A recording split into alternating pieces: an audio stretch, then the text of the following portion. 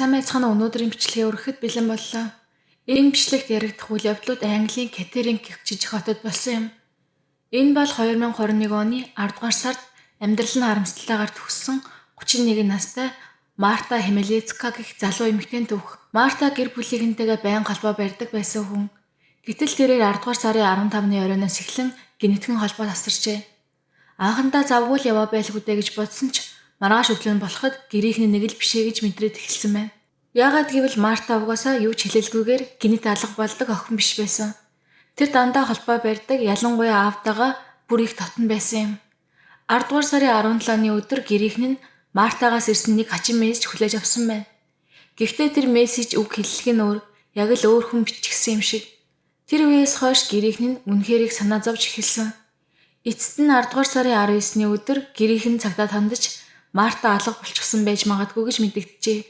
Сүүлд гарснаар бол тэр хотын төвдөх Wood Street-ийн нэг байранд байсан байж магадгүй гэсэн мэдээлэл өгсөн байна. Цагдаа нар маш хурдан тухайн газар руу явжээ.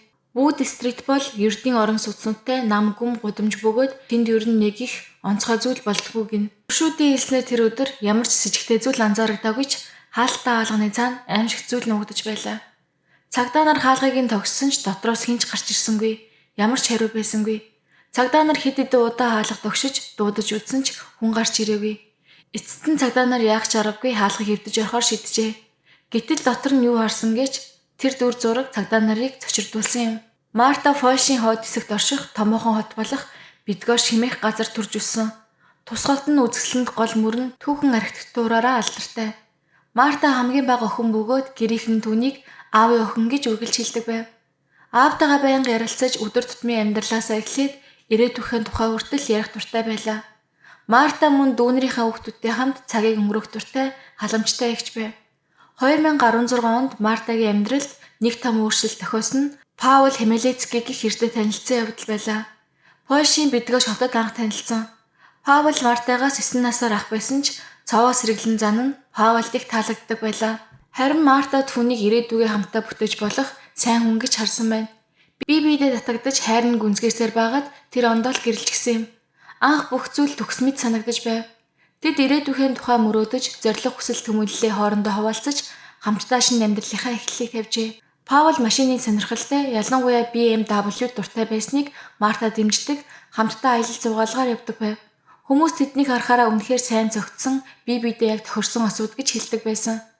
2017 онд тэд Польшийг орхиж, Их Британи руу нүх шийдвэр гаргасан. Энэ нь тэдний хувьд зүгээр л газар солихоос илүү шинэ амьдрал эхлүүлэх боломж байв. Английн төвд байрлах Кеттеринг хотыг сонгосон нь тайван уур амьсгалтай, ажил хөдөлмөрийн боломж ихтэй. Дээрээс нь Мартагийн ах нь гэр бүлтэйгээ амьдардаг байжээ. Тиймээс шинэ газар очно гэдэг нь Мартагийн хувьд цоо шинэ ажлын боломж байсан юм. Паулч мөн тогтмол орлоготой болохыг хүсдэг байсан тул тэдний хувьд шинэ газар ирээдүйдээ санагдсан. Марта шинэ орчиндөө маш хурдан дасан зогцжээ. Тэр бараа түгээлтийн компанид ажилд орж, ажлынхаа дараа фитнесээр хичээллэж, Польшид байсан үеиг шигэ өөртөө анхаарал тавьж эхэлсэн. Харин Паул шинэ газар дасан зогцох нь арай удаан байв. Үйлчлэгээний салбарт ажилд орсон ч ажлынхан нь түүнийг үргэлж бодолд автсан дотгошоо хүн байсан гэцгээдэг. Марта хүнтэй амархан дотносож нөхөрсөг байсан бол Паул илүү бүрэг хаалттай хэвээр байлаа. Паулын хувьд энд нүүж утсан нь шинэ амьдрал эхлүүлнэ гэсэн итгэл найдвар гэхээсээ илүү гарцаагүй ихээс өөр аргагүй болсон нэг шийдвэр байсан бололтой. Тэдний хоорондын энэ өөр бодол, хандлага сүүлдээ анхны зөрчил, хүндэрлэлийг бий болгож эхэлсэн. Анхандаа энэ хоёрын амьдрал тогтвортой мэт харагдаж байсан. Тэд гэрээ тогтжуулж өдөр тутмын амьдралаа зохицуулж заримдаа гадуур хамт гардаг байв. Харин Польшид байхдаа эхэлсэн үйл ойлголцол цаг хугацаа өнгөрөх тусам улам гүнзгийрсээр байлаа. Марта угаасаа өөрийнхөөрөө байхыг илүүд үздэг хүн байсан болохоор улам бүр өөрийн орон зайгаа хүсэж ганцаараа байхыг хүсэх болсон. Тэр ажлын хамт олон Польшийн нийгэмлэгийн найзуудтайгаа их цагийг өнгөрөөж шинэ танилцуултай болж байлаа. Харин Паул хардаж Мартатай байнга хамт байхыг хүсдэг болсон. Мартагийн шинэ танилуд ялангуяа хамт ажилтдаг эрэгтэйчүүд Паулын дургуслыг төрүүлж эхэлжээ. Паул Марта руу байнга залгаж хаана байгааг нь шалгадаг болсон. Анх энэ нь анхаарал халамж мэт санагдаж байсан ч удалгүй Мартаг бухимдуулах болжээ. Нэг өдөр Марта хамт ажилтдаг хүмүүстэйгээ кофе шопод сууж байхад нь Паул гинэтгэн орж ирсэн байна. Хэдий ээлдэг байсан ч харц хоолойн сандрал ууртай байсныг хүмүүс анзаарчээ. Марта тухайн үед нөхрийгөө танилцуулсан ч дараа нь найздаа ийм гинтийн үйлдэлүүд нь сүүлдээ намайг үнэхээр тавгүй болгож гисэн гэж хэлсэн байдаг. Марта Паултай маргалдахыг хүсээгүй. Гэхдээ Мартагийн эрх чөлөөтэй өөрийнхөө байхыг хүсдэг зан нь Паулийн хүсч байсан амьдралтай нэг л нийцэхгүй байв. Паулийн нүдээр бол Мартагийн шин танилуд шинэ орчин хүртэл аюул мэд харагдаж эхэлсэн байлаа. 2020 он гэхэд Марта нэг том шийдвэр гаргасан. Тэр ирээдүгээ Паултай хамт төсөөлөхө болжээ. Англид эхлүүлсэн шин бие даасан амьдрал нь нөхөргүйгээр илүү сайхан санагдах болсон. Марта найз нөхөдтэй салах бодолтой байгаагаа хэлж эхэлсэн бөгөөд энэхүү шийдвэрээ олон сар бодож хуульчаас зөвлөгөө авч баримт бичиг цуглуулж эхэлсэн байв. Салах бодолтой байгаагаа ч Паулд хэлжээ. Гэвч Паул түүнээс салахыг хүсээгүй. Тэр Мартагийн шийдвэрийг зүгээл хүлээн зөвшөөрч чадсангүй. Хамтдаа өнгөрүүлсэн бүхнийг сануулж эргэж ирээсэй гэж хүсэж байв. Гэвч энэ нь улам бүр шахалт болж хувирсан. Заримдаа Паулийн байдал бүр төрөмгий болж Мартад гарах хүрэх хэмжээнд хүрчээ. Тэгээд Марта эцэст нь бүхнээс залхаж Паулийн гэрээс өмнөдөө аваад явсан. Гэхдээ тэд бүрэн харилцаагаа таслаагүй юм. Марта заримдаа Паулийн гэрт очиж хоол хийж өгөх, цэвэрлэх зэрэг зүйлд нь тусалдаг байсан. Үнэн дээр энэ нь Мартагийн зөөлөн өрөвч сэтгэлийн нэг илэрхийлэл байлаа. Бүх зүйл болоод өнгөрсөн ч Марта Паулийг зүгээр л орхиод явж чадсангүй. Тэр хүн ганцаараа үлдэхийг гэхээс санаан зовсоор 2021 оны намар гэхэд тэдний хооронд байсан үйл ойлголцол дарамттай уур амьсгал бүр дээцэгтэй өрчээ. Марта Польш руу буцаж тэнд гэрэлтэй албан ёсоор цуцлуулахаар төлөвлөж байв. Харин Паулийн сэтгэл улам их түгшиж ятгсан гуйлтаас эхлээд сүрдүүлсэн мессеж хүртэл илгээж байлаа. 10 дугаар сарын 15-ны өглөө Марта ажилдаа явахаар бэлдсэн. Ажлынх нь хамт олон тэр өдөр Мартаг маш баяртай, сэтгэл өдрөг байсан гэж ярьсан байдаг. Тэр ээлж дуусны дараа Польшийн нийгэмлэгт байдаг нэг найзтайгаа уулзахаар төлөвлөсөн байв. Тэр үед Марта аль хэдийн Паултай харилцаагаа бүрмөсөн дуусгахаар шийдсэн байсан ба шинэ байр хайж эхэлсэн тухайга найздаа ярьжээ. Марта тэр өдөр найздаа Паул өмнөх оройн залгаж уулзмаар байгаагаа хэлсэн гэж ярьсан. Харин Марта уулзахыг хүсээгүй гэжээ. Тэр хизээш хэрүүл маргаан хийхийг хүсдэггүй зөөлөн хүн байсан болохоор Паулийг гомдоохгүй байхыг хичээж байв. Харамсалтай нь энэ л зан нь аюул дагуулжээ. Паул тэр өглөө ганцаараа байсан ажилдаа ч очоогүй. 6 цагийн үед Марта ажлаа тараад хотын төв рүү очиж найзтайгаа кофе шопод уулзсан. Энэ үед Паул таньдаг хүмүүсээс нь Марта хаана байгааг мэдээд гэрээсээ гарсан. Хяналтын камерын бичлэгт Марта бараан хөрөмтэй мөрөндөө жижигцэн хүүрэн явж байсныг харуулсан байдаг. Паул түүнийг замаас нь тосож хөрөмнөөс нь бариад ямар нэгэн зүйл хэлж байгаа бичлэг байдаг.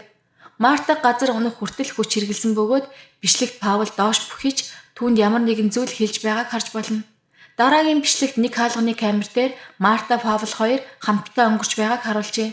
Гэвч удалгүй Марта газар сууж маш ихээр ханиалгаж эхэлсэн. Би энэ үнэхээр муу байсан бол тэр алхаж чадахгүй харагдаж байсан. Дараагийн бичлэг дээр Паул түүнийг хойноос нь тэрвэрч чирж байгаа дүрс харагдана. Хамгийн сүүлд Мартаг орцны камер дээр гэрлөө орж байгааг л харсан. Түүнээс хойш хинч түүнийг амьд байхад нь дахин хараагүй. Тэр арай Wood Street байранд ямар ч хашгирах чимээ сонсогдоогүй гэж хөршүүд иржээ. Амралтын өдөр өнгөрөхөд Мартагийн гэр бүлийнхэн нь улам их санаа зовж эхэлсэн.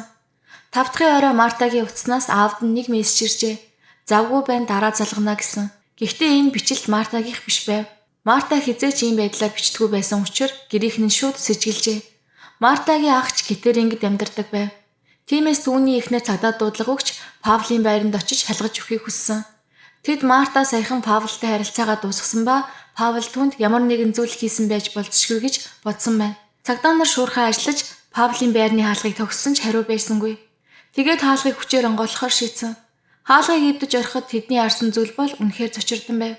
Марта шалан дээр хөдөлгөөнгүй амжиглахгүй явтаж байлаа. Өрөө тэр чигтээ замраагүй сандалнууд хөмөрсөн эд зүйл шидэлсэн байв.